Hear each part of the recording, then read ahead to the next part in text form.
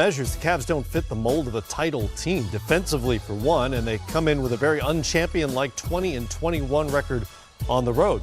They'll face a Pacers team that strung together 5 straight wins when it counted to get themselves into the playoffs, and a star in Paul George, who's been on a bucket binge since the start of March. Remember, this was a transition season for the Pacers, who made a coaching change, brought in Nate McMillan, a new point guard, Jeff Teague as well. At their best, what are the Pacers? Disappointing.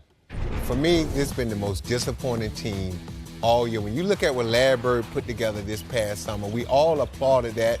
He's talked about a style of play. He brought in players that fit that style, which is rare, and they underachieved. And when you look at Paul George, he's one of the top 10 players in the league, but I feel like, to be honest, Paul George didn't play at the level that we expected him to. He's one of the best players in the league, and he's had an up-and-down season. And if he's going to turn this around and make us think different, he's got to do it against the best player in the world. And when you go back and look at Paul George's numbers against LeBron James, they're not going to scare the king. Paul George has been good, but they're not going to scare LeBron James. And when you look at Indiana, Steve, I just don't see, unless Paul George outplays LeBron James, which he hasn't done in his career, I can't see this Indiana team beating the Cleveland Cavaliers because, quite frankly, they've underachieved this year. I thought Indiana would be a much better team than a 7th seed when you look at this roster that Larry Bird put together. So, look, can they change that by beating Cleveland? Yes. Do I think they're going to do it? No. I look at this Pacers team, and it comes down to me is guard play, Jeff Teague and also Lance Stevenson. What they can do is put pressure on the Cleveland Cavaliers.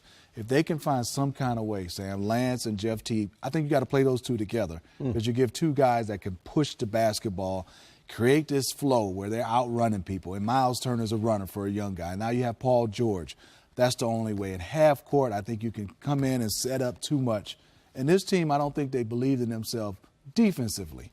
Now Lance has given them a little bit of toughness, but they're going to have somebody else along with Lance Stevenson to understand that we got to grind games out. I think to Sam's point, we all said they were going to be great. They started reading the paper.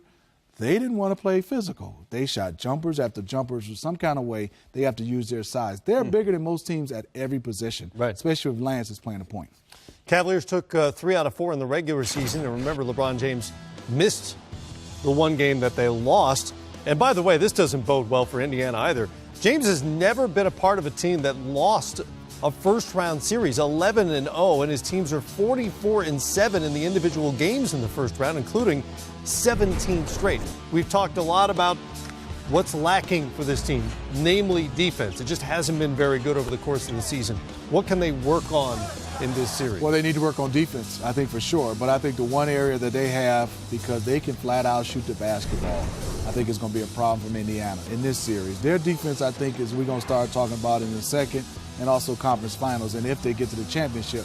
But I think defensively they'll be fine with the Indiana Pacers in the first round. Well, I guess Indiana they will be, but going forward as they advance in the playoffs, it's going to get a lot tougher, and they're going to have to develop that defensive mindset back because you're not going to get to the Eastern Conference Finals or win a championship by giving up the points that they're giving up and playing the type defense they're playing. They've mostly just outscored people. I mean, that's been their M.O.